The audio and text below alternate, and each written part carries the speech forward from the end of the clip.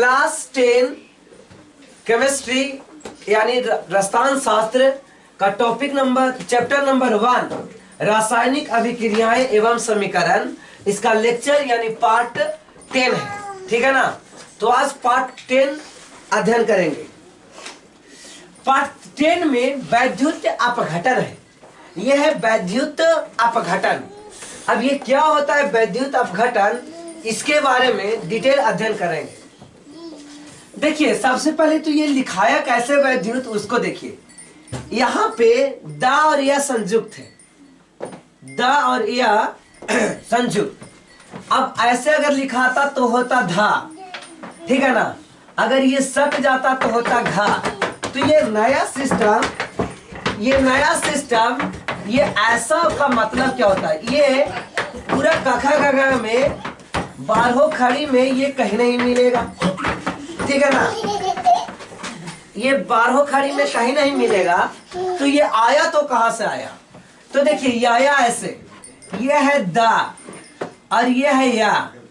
अगर दा और या को काट दिया जाए, अगर दा या को काट दिया जाए तो ये बनेगा यहां से आधा दा और ये वाला यहां काट दो, एगो यहां काट दो, तो ये हो गया ऐसे, है ना। अब यही लिखाया दा या संयुक्त। क्या लिखाया? दा और या संयुक्त। क्या लिखाया? दा और या संयुक्त। इसलिए इसको पढ़ेंगे वैद्युत अपघटन। क्या पढ़ा जाएगा? वैद्युत अपघटन। अब वैद्युत अपघटन पढ़ते तो ऐसे लिख देते वैद्युत, है ना। ये हो जाता वै और ये हो जाता धु और ता वैद्युत। तो ये वैद्युत नहीं है, यह है वैद्युत अपघटन। चलिए देखिए यह कहता है कुछ धातुओं के द्रवित ऑक्साइड। द्रवित मतलब पिघले हुए ऑक्साइड। ऑक्साइड का मतलब क्या होगा कि कोई भी, जैसे मेटल, एम ले लिए मेटल और ओ हो गया ऑक्साइड। एग्जांपल में अगर कैल्शियम का हो गया Ca वैलेंसी +2। आप केमिस्ट्री के पहला लेक्चर और दूसरा लेक्चर देखिएगा तो फार्मूला आपको लिखने आ जाएगा, और फार्मूला लिखने के लिए क्या क्या चीज जरूरत है इसकी भी नॉलेज हो जाएगी। तो कैल्शियम सेकेंड ग्रुप में है, इस चलते इसका वैलेंसी 2 और ऑक्सीजन ऑक्साइड पर -2। अब ये वाला यहां जाएगा, ये वाला यहां जाएगा, तो हो जाएगा Ca2O2। कॉमन फैक्टर को बाहर कर देते हैं तो हो जाएगा CaO। अब ये हो गया कैल्शियम ऑक्साइड। तो द्रवित ऑक्साइड लेना है। अब कैल्शियम ऑक्साइड की पिघली हुई अवस्था को लेंगे, ठीक है ना। कैसी अवस्था को? पिघली हुई अवस्था को। या एल्यूमिनियम ऑक्साइड, तो एल्यूमिनियम का Al+3 ऑक्सीजन का -2, तो हो जाएगा Al2O3। ये वाला यहाँ और ये वाला यहाँ, ठीक है ना। तो एल्यूमिनियम ऑक्साइड, तो एल्यूमिनियम ऑक्साइड की पिघली हुई अवस्था लीजिए। क्या लेना है? पिघली हुई अवस्था। उसी को बोले द्रवित ऑक्साइड, या ऑक्साइड लीजिए, नहीं तो फिर क्लोराइड। अब एल्यूमिनियम क्लोराइड ले लीजिए AlCl3, या कैल्शियम क्लोराइड ले लीजिए CaCl2, ठीक है ना। इसका वैलेंसी 2, इसका वैलेंसी 1, तो ये हो जाएगा CaCl2। तो कहता है कि कोई भी धातु लीजिए, चाहे एल्युमिनियम लीजिए, कैल्शियम लीजिए, मैग्नीशियम लीजिए, कोई भी धातु ले लो, कोई भी धातु यहाँ पे ले लीजिए, उसके ऑक्साइड होना चाहिए या फिर क्लोराइड। ये द्रवित पिघली हुई अवस्था में रहेगा, ठीक है ना। क्लोराइड से विद्युत धारा प्रवाहित की जाती है, यानी इलेक्ट्रिक करंट आई जब पास करेंगे, इलेक्ट्रिक करंट पास करेंगे, करने पर ये टूट जाता है। अपघटित हो जाना मतलब टूट जाता है। इस प्रक्रिया में धातु कैथोड पर ऑक्सीजन और क्लोरीन गैस पर एनोड पर मुक्त होता है। ध्यान दीजिए। अब मान के चलिए कि ये कंटेनर में एक प्रकार की वैद्युत अपघटन ले लेते हैं, ठीक है ना। ये वैद्युत अपघटन में यहाँ पे लिक्विड फेज में, ठीक है ना, यहाँ पे लिक्विड फॉर्म में धातु के ऑक्साइड लिया गया या धातु के क्लोराइड लिया गया। चलिए मैं ले चलता हूं धातु के क्लोराइड, यानी AlCl3। ये धातु का क्लोराइड ले लिए पिघली हुई अवस्था में। इसमें एक रोड कैथोड का और एक रोड एनोड का। कोड याद रखिए, A और P। A पॉजिटिव, A से एनोड, A से एनोड, A से एनोड और P से पॉजिटिव। एनोड पॉजिटिव होता है। अब यहां पे ले लो, ये प्लस है, ये प्लस है और ये माइनस है, एक प्लस एक माइनस, तो पॉजिटिव वाला को एनोड कहेंगे। क्या बोलेंगे? एनोड कहा जाएगा। पॉजिटिव वाला एनोड होगा और नेगेटिव वाला कैथोड होगा। नेगेटिव वाला कैथोड होगा। नेगेटिव वाला क्या होगा? कैथोड। याद रखिएगा, ए फॉर एनोड और पी फॉर पॉजिटिव। एनोड हो गया पॉजिटिव वाला, तो अपने आप कैथोड हो गया नेगेटिव वाला। अब इलेक्ट्रिक करंट इससे पास कर देंगे। इलेक्ट्रिक करंट जब इससे पास किया जाएगा, यानी इलेक्ट्रिक करंट एक बड़ा वाला प्लस और छोटा वाला माइनस, यहाँ पे कितना वोल्ट का विभवांतर, मान लिया 10 वोल्ट का। चलिए, इलेक्ट्रिक करंट आई पास हुआ। ये चीज आपको फिजिक्स में बाद में पढ़ना है, लेकिन अभी जान जाते हैं कि इलेक्ट्रिक करंट पास करवा रहे हैं। तो जब तक इलेक्ट्रिक करंट यानी विद्युत धारा पास करवाए तो ये टूट गया। अब टूटेगा क्या चीज में? देखो भाई, टूटेगा क्या चीज में? यहां पे बना है AlCl3, तो ये टूटेगा Al+3 और Cl-1। अब एल्यूमिनियम यहाँ पे एक है तो एक ही रह गया, क्लोरीन यहाँ पे 3 है तो यहाँ पे 3 आ गया। इस प्रकार से ये ब्रेक आउट हो गया। अब कहां से 3 आया ये तो पता ही होगा, ये वाला यहाँ चढ़ेगा तो 3 नहीं आएगा, और ये वाला यहाँ पे 1 है तो यहाँ पे 1 आ गया, -1। अब यहाँ एल्यूमिनियम कै गो है? तो एगो है। यहाँ पे क्लोरीन कै गो है? तो 3 गो है, तो यहाँ 3 लगा लिए, यानी क्लोराइड के 3 मॉलिक्यूल यहाँ पे हो जाएगा। क्लोराइड के 3 आयन होंगे और एल्युमिनियम का 1 आयन होंगे। ठीक है ना? एल्युमिनियम पर 3 चार्ज है और क्लोरीन पर 1 चार्ज है। तो इस प्रकार से ये ब्रेकआउट हो गया। अब क्वेश्चन जो कहता है, इस अभिक्रिया में धातु कैथोड पर होगा। अब देखो, धातु कहां चला जाएगा? कैथोड पर। ये धातु है, ये क्या है? धातु। ये क्या है? धातु। ये क्या है? धातु। एल्युमिनियम धातु है तो ये कैथोड पर जाके जमा हो जाएगा। अब क्वेश्चन पूछेगा कि सर ये कैथोड पर क्यों हुआ, तो उसके पीछे एक ही आंसर हो सकता है कि ये पॉजिटिव है तो नेगेटिव उसको अट्रैक्ट करेगा। पॉजिटिव नेगेटिव को क्या करेगा? अट्रैक्ट करेगा, खींचेगा, है ना? क्योंकि नेगेटिव और पॉजिटिव के बीच अट्रैक्शन होता है। अब ये घुल गया, ये सब घुमल चल रहा है, Al इधर घुमल चल रहा है और Cl घुमल चल रहा है, तो किधर कौन जाएगा? तो नेगेटिव वाला पॉजिटिव की ओर और पॉजिटिव वाला नेगेटिव की ओर चलेगा। तो इस प्रकार से Al पॉजिटिव है तो ये जाके नेगेटिव में सट जाएगा। किस पर सट जाएगा? नेगेटिव में। तो धातु कैथोड पर आ जाएगा। धातु किस पर आएगा? कैथोड पर। यहाँ पे अब आ गया एल्यूमिनियम, नजर आ गया ये, क्योंकि इस पर +3 चार्ज है तो प्लस वाला नेगेटिव पर आ गया। और क्लोरीन या ऑक्साइड होता तो भी चला जाता किस पर? पॉजिटिव पर। यानी यहाँ पे क्लोरीन आयन आ गया, एल्यूमिनियम आयन यहाँ पे आ गया कैथोड पर, और एनोड पर क्लोरीन आयन आ गया। तो ऑक्सीजन या क्लोरीन गैस किस पर मुक्त होता है? तो ये एनोड पर होता है। ठीक है ना? यही घटना पूरा वैद्युत अपघटन कहलाया। ये घटना क्या कहलाया? वैद्युत अपघटन कहलाया, है ना? हो सकता है कि ये समझ में आपको आ गया हो कि वैद्युत अपघटन क्या हुआ। ठीक है, चलिए इसको डिटेल के लिए एक बार दूसरे पेज में देख लेते हैं। सबसे पहले एक कंटेनर ले लीजिए। सबसे पहले एक कंटेनर ले लीजिए, है ना? चलिए ये कंटेनर ले लिए, इस पर 2 इलेक्ट्रोड लगा दिए,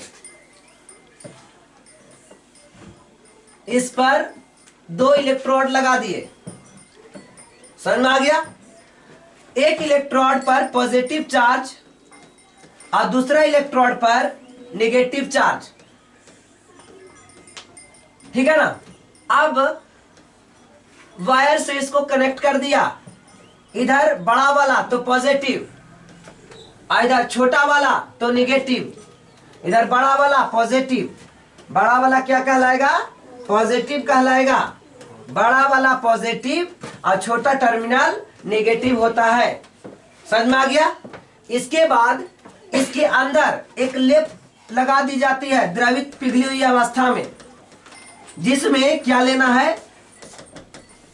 इसमें क्या लेना है? धातु का ऑक्साइड या धातु का क्लोराइड। एग्जाम्पल के तौर पर धातु के ऑक्साइड ले लो तो हो जाएगा MgO, धातु के ऑक्साइड, Al2O3 धातु के ऑक्साइड।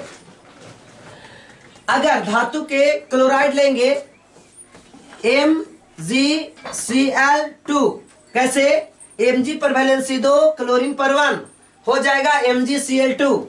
एल्यूमिनियम में अगर धातु का क्लोराइड लेंगे AlCl3 तो कहा कि या तो आप धातु के ऑक्साइड ले लो या धातु के क्लोराइड ले लो।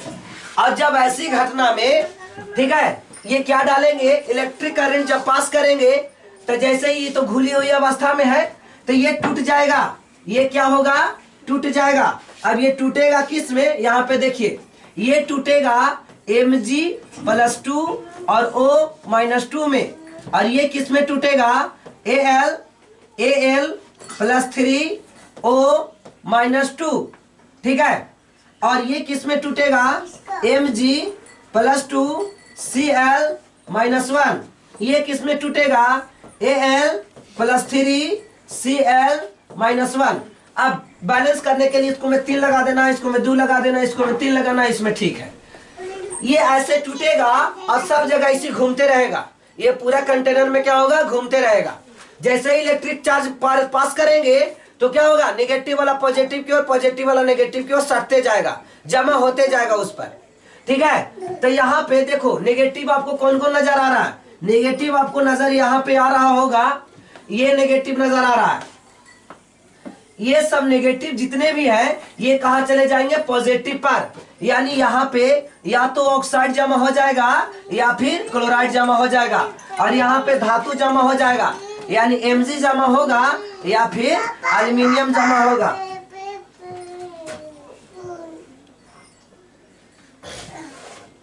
समझ में आ गया? तो इस प्रकार से क्या कहा, या पॉजिटिव वाला को क्या कहते हैं? कोड क्या बताया? AP, याद रखिएगा। A से एनोड और P से पॉजिटिव। एनोड हो जाएगा पॉजिटिव पर। एनोड किस पर हो जाएगा? पॉजिटिव पर। एनोड हो जाएगा पॉजिटिव पर। तो ये वाला क्या है? एनोड कहलाएगा। ये क्या कहलाएगा? एनोड कहलाएगा। और ये क्या कहलाएगा? कैथोड कहलाएगा। क्या कहलाएगा? कैथोड कहलाएगा। इतना समझ में आ गया हो तो बोलिए, है ना। ए से एनोड, एनोड हो गया पॉजिटिव पर और तब कैथोड हो गया नेगेटिव पर। अब क्वेश्चन जैसे ही आ जाए तो आप डायरेक्ट कह सकते हो कि सर यहाँ पे ऑक्सीजन या क्लोरीन गैस एनोड पर जमा हो रहा है और धातु कहाँ जमा हो रहा है? तो धातु कैथोड पर जमा हो रहा है। यही घटना विद्युत अपघटन कहलाएगा, ठीक है। तो इस प्रकार से ये समझ में। एक चीज और याद रखिए, कोड याद रखिए, alone, ALON, A for anode, A for anode, A for anode, L for left side, L for left side, left side यानी बाईं ओर, O for oxidation, O for oxidation और N for negative, O for oxidation और N for negative. ये code याद रखिए। यहाँ से कई क्वेश्चन आप बना सकते हैं। 10 का तो लगभग सारा क्वेश्चन सोल्व हो जाएगा। इसके अलावा पॉलिटेक्निक, पैरामेडिकल, हर साल इससे क्वेश्चन जरूर आती है, ठीक है ना। पैरामेडिकल हर साल इस थोड़ा सा छोटा सा ट्रिक से, अब ट्रिक को समझिए, इस पर कैसे वेस्ट करेंगे। ए से एनोड, ए से एनोड, एनोड हो गया, देख लिए। ए for anode, L for left side, ये हमेशा लेफ्ट साइड होता है। हमेशा क्या होता है?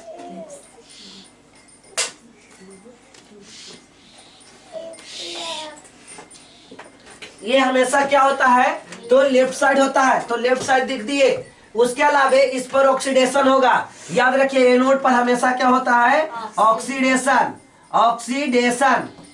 इस पर ऑक्सीडेशन, तो अपने आप कैथोड पर क्या हो जाएगा? रिडक्शन होगा। और इस पर नेगेटिव चार्ज जमा होगा। देखिए भाई, नेगेटिव चार्ज जमा हुआ कि नहीं? नेगेटिव चार्ज जमा हो गया, यानी ऑक्सीडेशन जब होगा तो नेगेटिव चार्ज जमा होगा और ये कैथोड पर घटना घटेगी। तो ये टोटल कोड समझ में आया। A for anode, L for left side, O for oxidation और एन फॉर नेगेटिव चार्ज जमा होगा। एन फॉर नेगेटिव चार्ज जमा होगा, या नेगेटिव पर जमा, नेगेटिव चार्ज जमा हो जाएगा। देखिए इस पर तब पॉजिटिव चार्ज जमा होगा, यहाँ पे मैग्नीशियम +2 और एल्युमिनियम +3 लिख सकते हैं। ये पूरे घटना ही कैथोड कहलाया। आई होप कि आपको ये समझ में आ गया होगा। तो चलिए अब आगे की ओर लेक्चर लेकर चलते हैं। तो क्या कहा था, कुछ धातुओं के द्रवित ऑक्साइड ले लीजिए, क्लोराइड ले लीजिए, इससे वैद्युत धारा को प्रवाह कराइएगा तो ये टूट जाएगा।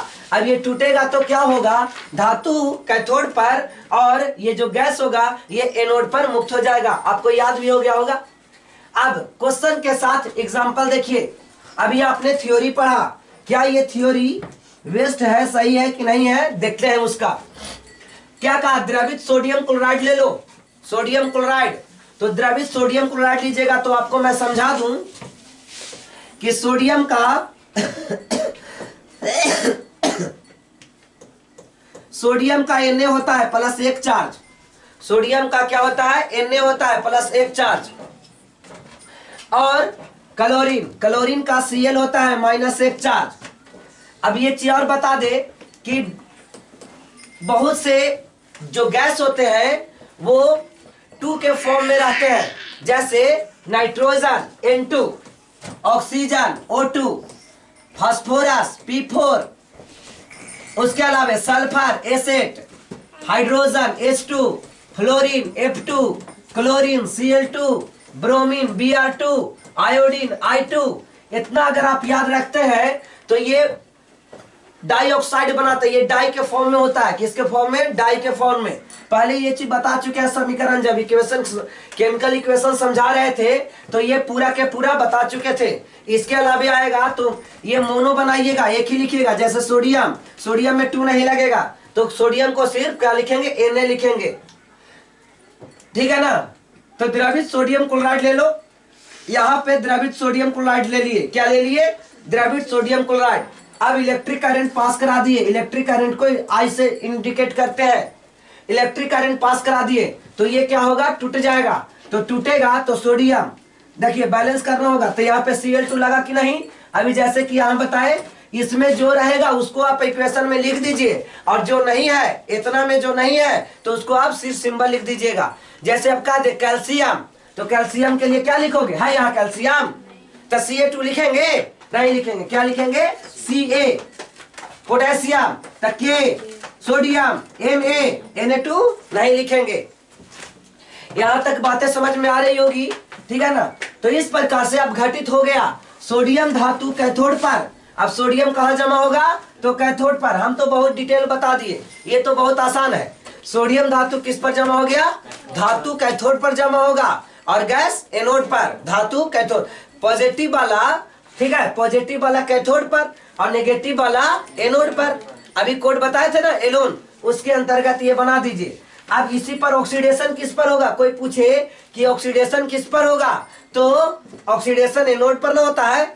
यहाँ कोड क्या था, ALON, A for anode, L for left side, O for oxidation, और ये नेगेटिव चार्ज वाला। देखिए क्लोरीन नेगेटिव चार्ज वाला है तो इस एनोड पर होगा, और यहाँ पे लेफ्ट साइड होगा, और क्या देखना है, ऑक्सीडेशन होगा। तो ऑक्सीडेशन, क्लोरीन पर ऑक्सीडेशन होगा और सोडियम पर रिडक्शन होगा, ठीक है। सोडियम पर क्या होगा, रिडक्शन होगा। क्लियर हो ना। तो ये बहुत ही आसान थ्योरी था, ऐसा कितना भी बना सकते हैं। अब यही वाला क्वेश्चन तो हम भी बता चुके थे, ध्यान दो। कहता है कि द्रवित एल्युमिनियम ऑक्साइड ले लीजिए, तो एल्युमिनियम का फॉर्मूला क्या होता है, Al+3, और ऑक्सीजन का O-2। तो बताए थे फॉर्मूला लिखने का तरीका, ये यहां जाएगा और ये यहां जाएगा, तो क्या हो जाएगा, Al2O3 होगा। क्या होगा, Al2O3 होगा। देखिए आपको मिल गया ना Al2O3। इससे अगर इलेक्ट्रिक करंट पास कराओगे, विद्युत धारा, इलेक्ट्रिक करंट I पास कराओगे तो यह टूट जाएगा। अब घटित हो जाएगा मतलब टूट जाएगा। अब एल्युमिनियम किस पर, जो धातु होता है वो कैथोड पर, धातु होता है वो कैथोड पर, और जबकि ऑक्सीजन गैस किस पर जमा होगा, एनोड पर। तो देखिए अब यहाँ पे समझने के लिए Al2O3 कर दिए। अब ऑक्सीजन में O2 बताया था कि नहीं बताया था, इसके पीछे वाला आप देख सकते हो, है ना, बैक करके आप देख सकते हैं कि यहाँ पे O था ऑक्सीजन तो O2 लगा हुआ था, तो जैसे ही एल्यूमिनियम तो Al लिख दिए, वहां पे एल्यूमिनियम नहीं था तो जो कहते हैं Al लिख दो, और ऑक्सीजन में लिख दिया O2। बैलेंस करने के लिए यहाँ ऑक्सीजन 2 गो, यहाँ ऑक्सीजन 3 गो, तो तरीका बताए थे 3 और 2 में पेयर नहीं है, इस वजह से 3 के 2 कर दो और 2 के 3 कर दो, तो यहाँ पे 3 कर दिए और ये वाला यहाँ कर दिए। बैलेंस करने के लिए ऐसा करना पड़ा। इस वजह से फिर भी धातु किस पर, कैथोड पर, और गैस एनोड पर। धातु कैथोड पर, याद रहेगा, धातु किस पर, कैथोड पर, और गैस एनोड पर। बताइए ऑक्सीडेशन किस पर होगा, तो ऑक्सीजन पर ऑक्सीडेशन होगा, ऑक्सीजन पर ऑक्सीडेशन होगा। कोड क्या था, एलोन, ALON, यानी एनोड पर लेफ्ट साइड O से ऑक्सीडेशन और ये नेगेटिव चार्ज होगा। देखिए तो ये नेगेटिव चार्ज है कि नहीं, तो ऑक्सीजन नेगेटिव चार्ज है और ये पॉजिटिव चार्ज है। तो आपको एक चीज समझ में आ गया होगा, अगर पहला थ्योरी आप यहाँ पे देख लिए होंगे, फार्मूला लिखने आ गया अगर, तो केमिस्ट्री का पहला चैप्टर आपके हाथ में, और फार्मूला लिखने नहीं आया तो समझ जाइए कि आपको पूरा के पूरा समझ में नहीं आया। खाली लगता होगा कि समझ में आया, लेकिन वो समझ में आ ही नहीं सकता, वो एकदम असंभव है। आगे देखते हैं, कहता है जल का वैद्युत अपघटन कराओ। तो जल का कराओगे तो जल कैसे बना, तो हाइड्रोजन पर +1 और ऑक्सीजन पर -2, ठीक है ना। तो यहाँ पे क्या हो गया, ये यहाँ चला गया और यहाँ आया, तो इस प्रकार से H2O बन गया। अब देखिए हाइड्रोजन गैस था तो था, हाइड्रोजन गैस था, वहां लिखे थे तो H2 था ना, तो था, तो लिख दिए H2, और O2 भी था, O2 भी लिख दिए। बैलेंस करने के लिए, बैलेंस करने के लिए हाइड्रोजन, यहाँ पे ऑक्सीजन 2 और यहाँ ऑक्सीजन 1, तो इसको 2 लगा दिए, ठीक है ना। तो इस प्रकार से ये बैलेंस हो गया। अब धातु कैथोड पर, धातु किस पर, कैथोड पर, और गैस एनोड पर। देखिए ये सोडियम धातु के जैसा ट्रीट करेगा, फर्स्ट ग्रुप में है ना। फर्स्ट ग्रुप में आप देखोगे तो कौन कौन सा एलिमेंट है फर्स्ट ग्रुप का, तो ये है hydrogen, lithium, sodium, potassium, rubidium, caesium and francium, Fr। ये सब पर +1 चार्ज है और ये धातु के जैसा ट्रीट करता है, ठीक है। ये किसके जैसा ट्रीट करता है, धातु। हाइड्रोजन एक्चुअली में धातु है नहीं, लेकिन ये हाइड्रोजन, धातुओं के गुण बहुत इससे मिलते हैं, इस वजह से हाइड्रोजन को फर्स्ट ग्रुप में और 7 ग्रुप में भी रखा गया है, ठीक है। तो इस पर क्या हो जाएगा, कैथोड पर ये हो जाए, ऐसे हाईली रेडियो इलेक्ट्रोनेगेटिविटी ऑक्सीजन है, इस वजह से ये पॉजिटिव की जैसा ट्रीट करेगा और ये नेगेटिव की जैसा ट्रीट करेगा। सबसे ज्यादा इलेक्ट्रोनेगेटिविटी फ्लोरीन का होता है। किसका होता है, विद्युत ऋणात्मकता फ्लोरीन का, उसके बाद ऑक्सीजन का, उसके बाद कार्बन का, ठीक है, फ्लोरीन, अब उसके बाद क्लोरीन का, ठीक है, उसके बाद नाइट्रोजन का, फिर ब्रोमीन का, तो इसके बाद कार्बन के बाद सिलिकॉन का, ठीक है ना। ये बता देंगे कि कैसे कैसे ये लिखाता है, radio activity, sorry radio activity नहीं, इलेक्ट्रोनेगेटिविटी यानी विद्युत ऋणात्मकता। तो ये आपको पूरा के पूरा, एक अलावे जितना भी और रहे, आप सबको धातु के ऑक्साइड जो भी नजर आए सबको आप तोड़ करके बता सकते हैं कि क्या बनेगा। जैसे एक एग्जांपल ले लिया जाए, जैसे एक एग्जांपल ले लिया जाए कि कैल्शियम ऑक्साइड होता तब क्या होता, तो कैल्शियम ऑक्साइड होता तो कैल्शियम Ca और यहाँ O2 लगता, बैलेंस तो है नहीं, तो यहाँ 2 लगा के यहाँ भी 2 लगाते, ठीक है। तो ये हो जाता है कैथोड, ये किस पर होता, कैथोड, और ये क्या होता, एनोड, ठीक है ना। ये कैथोड एनोड बैलेंस है ना, बैलेंस है। तो इस प्रकार से एनोड पर ऑक्सीजन और कैथोड पर कैल्शियम, यानी धातु कैथोड पर और गैस एनोड पर। ऑक्सीडेशन किस में होता, तो ऑक्सीजन पर ऑक्सीडेशन होता और इस पर रिडक्शन होता है ना। कैल्शियम पर क्या होता, रिडक्शन होता। तो इस प्रकार से आप इसको भी समझ सकते हैं। तो इतना ही नहीं, जितना भी दुनिया में धातु ऑक्साइड है या धातु क्लोराइड है, सब पर आप वैद्युत अपघटन की क्रिया करवा करके आप बता दीजिएगा कि कौन सा एनोड है, एनोड पर क्या हो रहा है और कैथोड पर क्या हो रहा है। अब 10 के एग्जाम में तो आपको हूबहू दे देता है, लेकिन इसके अलावे आप बड़े एग्जाम देते हैं तो वहां ये सब नहीं रहेगा, एक अलावे दूसरा चीज भी हो सकती है। क्लियर है नैन्सी? अब देखिए एक्टिविटीज, एक्टिविटीज क्या है उसको देखिए। कहता है प्लास्टिक का एक मग ले, मग मतलब जग, ठीक है, प्लास्टिक का एक मग लेकर उसकी पेंदी में 2 छेद कर दे, होल बना दे 2 गो, है ना, 20 रुपए बर्बाद कीजिए, तो 2 छेद कर दीजिए। इन दोनों छेदों में ग्रेफाइट यानी कार्बन के एक इलेक्ट्रोड को लगा दे, है ना, ये एक पॉजिटिव टर्मिनल होगा और एक नेगेटिव टर्मिनल होगा। अब ग्रेफाइट कहाँ से लाइएगा, बैटरी को में जो मिलता है ना वही आपका, या पेंसिल नहीं, बैटरी कैसे नहीं कहते उसको, सेल कहते हैं, निप्पो बैटरी, ठीक है ना, उसको मेरे को बीच में मेरे को छड़ निकलता है काला के, वही ग्रेफाइट है, वो क्या है ग्रेफाइट। तो दोनों, अब बड़का बड़का छेद नहीं कर दीजिएगा, इतने छेद कीजिएगा कि ग्रेफाइट में घुस जाए, है ना। तो कहता है दोनों छेद में ग्रेफाइट कार्बन के एक इलेक्ट्रोड को, यानी कहां से निकलेगा से देखिए बता दिया है, पुराने शुष्क सेल से निकाला हुआ। तो शुष्क सेल मतलब जेकरा हम लोग बैटरी कहते हैं, एक्चुअली वो बैटरी है नहीं, वो क्या है, सेल है, ठीक है। बैटरियों, सेलों के समूह को बैटरी कहा जाता है। जो बड़ा इन्वर्टर में बैटरी, वो बैटरी लगा होता है, वो सेल नहीं है, उसमें बहुत सा सेल है, ठीक है ना। तो सेलों के समूह को क्या कहेंगे, बैटरी कहेंगे। तो क्लियर है ना। तो प्रविष्ट करा दे मतलब घुसा दे, जैसा कि चित्र इतना में दिखाया गया, नीचे देखेंगे, दोनों छेदों में मोम लगा दीजिए, वैक्स मीन्स मोम, लगाकर उसको पैक कर दीजिए, सील कर दीजिए, पैक मतलब सील कर दीजिए, ताकि जलरुद्ध हो जाए। ये जलरुद्ध मतलब जल नहीं बाहर निकल पाए, छेद करे हैं तो जलवा निकल जाएगा ना, तो ऐसा मोम लगा के, कोई चीज में लीक करता है तो मोम लगा दिया जाता है, नहीं तो साबुन लगा देते हैं, लाइफ बॉय साबुन को पिचका के और उसमें साड़ देवल जाता है, पानी जिससे रिश्ता नहीं है, ठीक है ना। तो इसमें मोम लगा दीजिए कि जलरुद्ध होता है, जलरुद्ध मतलब जल नीचे ना गिरे, पानी नीचे ना गिरे। अब मग को जल से लगभग आधा भर दे। अब मग को जल से क्या करना है, आधा भर देना है। जल की सतह पर इलेक्ट्रोड के ऊपर होनी चाहिए, कहता है जल की सतह इलेक्ट्रोड के ऊपर होनी चाहिए, है ना। इलेक्ट्रोड जो अभी दिए थे ना 2 ग्रेफाइट वाला, ठीक है, उसके ऊपर अब 2 आसांकित पनख नलियों में पूर्णतः जल भरकर उसके मुंह को अंगूठा से बंद कर ले और उलटकर इलेक्ट्रोड के ऊपर रख दे। अब दोनों इलेक्ट्रोड को 6 वोल्ट की बैटरी से जोड़ दे। एक बैटरी 1.5 वोल्ट की होती है, ठीक है ना, कितने वोल्ट, 1.5 वोल्ट, तो 1.5 चौका 6, ठीक है। तो आपको 4 गो सेल लगाना पड़ेगा, कितना सेल, 4 सेल, तो 6 वोल्ट की बैटरी बना देगी। जल में सल्फ्यूरिक अम्ल, अब सल्फ्यूरिक अम्ल आपको मार्केट में मिलेगा, तेजाब, ठीक है, आप उसको डाल दीजिए।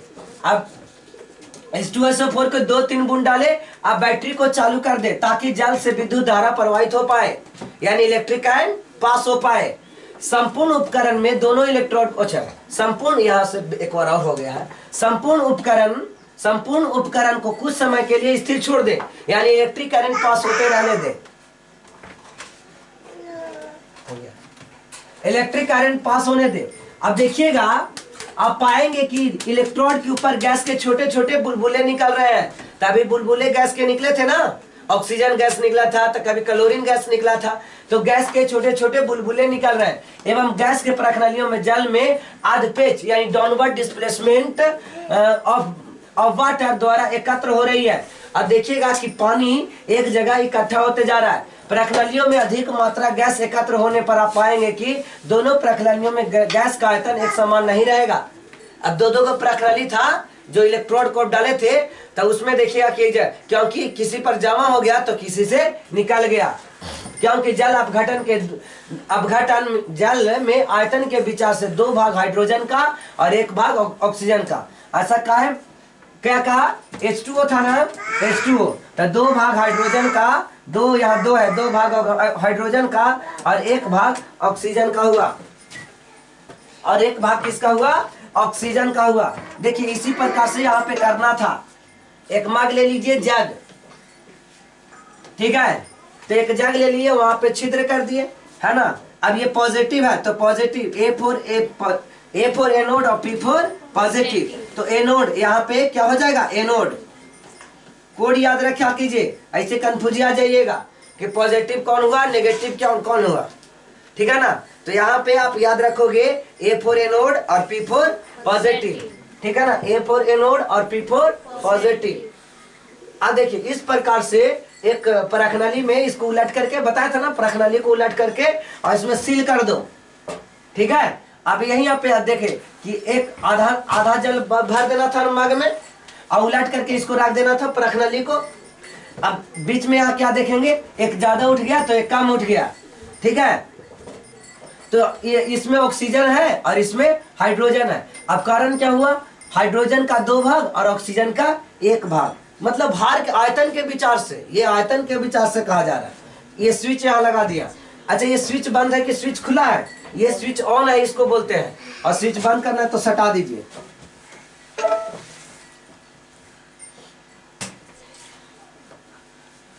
देखिए, कहता है करके दोनों प्रणालियों को मुंह के अंगूठे की सहायता से जल के अंदर बंद करके बाहर निकाल के जांच करें।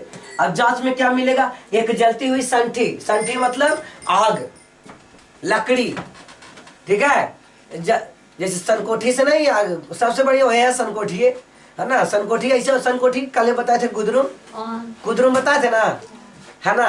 तो कुदरुम में आग बहुत आसानी से पकड़ लेता है।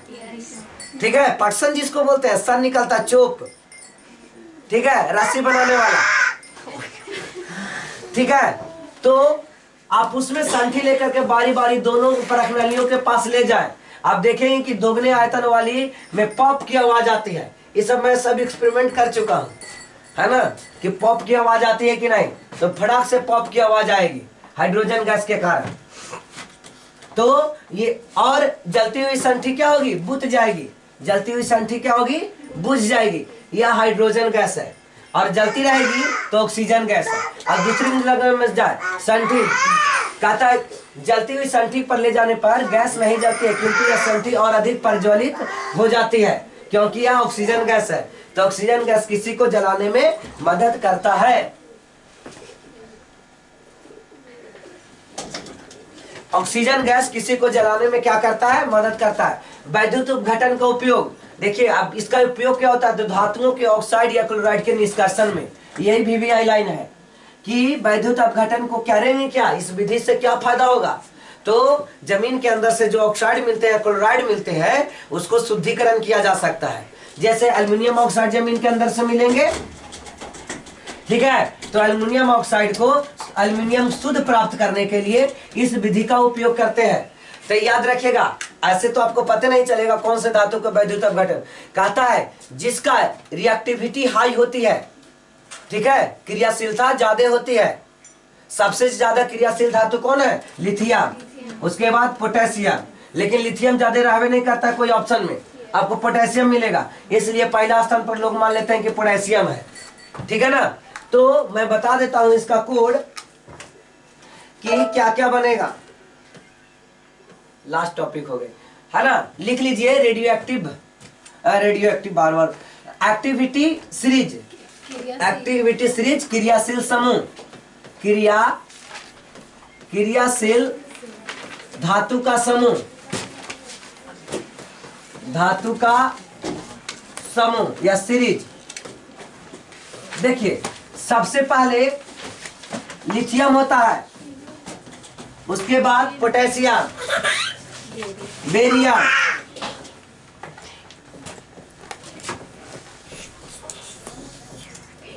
देखिए अब मेरे पास यहाँ जगह नहीं है, उसके चलते यहाँ लिख दे रहा है, यानी इसके नीचे नीचे सब आते जाएगा।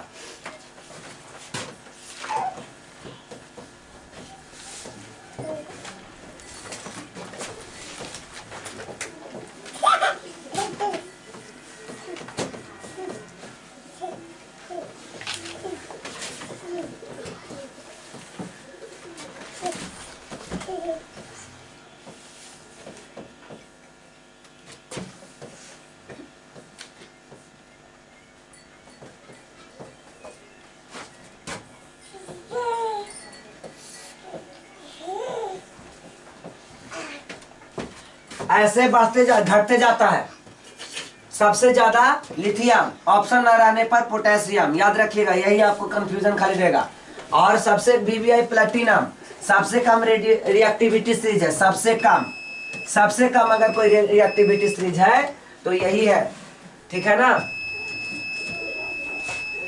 सबसे कम रिएक्टिविटी सीरीज है तो यही है। अब याद कैसे करेंगे? ली का वासर काना मगल मंजन करफे कटकोनी एसएन पी बी एच सबस बी को अरपट अरपट नहीं R H G A G A U पट। तो ये पूरा के पूरा आपका ये रिएक्टिविटी सीरीज लिखा गया, क्रियाशील धातुओं का समूह। ठीक है ना? तो बस आज इतना ही करते हैं, इसके बाद अगला टॉपिक चलेगी। ठीक है? तो आज पूरा के पूरा वैद्युत अपघटन समाप्त हो गई। इन्वर्टर आवाज कर रही है।